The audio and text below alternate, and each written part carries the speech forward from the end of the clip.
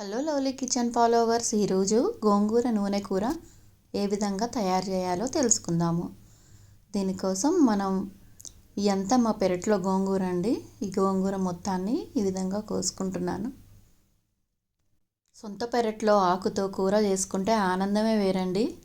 ఇప్పుడు ఈ ఆకు మొత్తాన్ని కూడా మనం నీళ్ళల్లో ఈ విధంగా కడిగి ఉంచుకోవాలండి. ఇప్పుడు ఒక అరగంట సేపు పుట్టకేసుకొని నీళ్ళన్నీ వడుల్చుకోవాలి. తాలింపు కోసం కడాయిలో ఆయిల్ వేడి చేసుకొని కొద్దిగా తాలింపు గింజలు,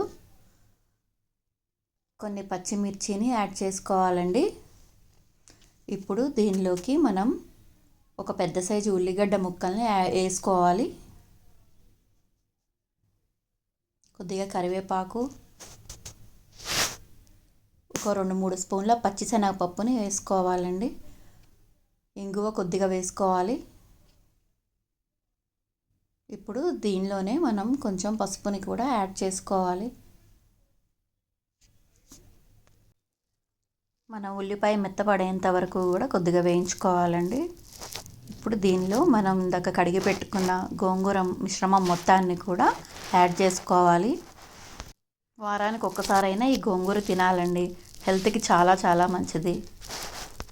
ఇప్పుడు ఇందులో కొంచెం ఉప్పును వేసుకుందాము. తర్వాత కొంచెం తగినంత కారాన్ని కూడా వేసుకుందాం. మన రుచికి తగినంత కారాన్ని వేసుకుందాం.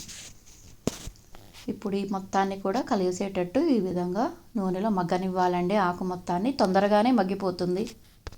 వేడి వేడి అన్నంలో గోంగూర వేసుకొని తింటే ఆ రుచే వేరండి. ఇది 4-5 రోజుల పాటు కూడా నిల్వ ఉంటుంది. ఫ్రిడ్జ్లో పెట్టకపోయినా బాగానే ఉంటుందండి. ఈ రెసిపీ నచ్చినట్టయితే లైక్ చేసి సబ్స్క్రైబ్ చేయండి. Thank you.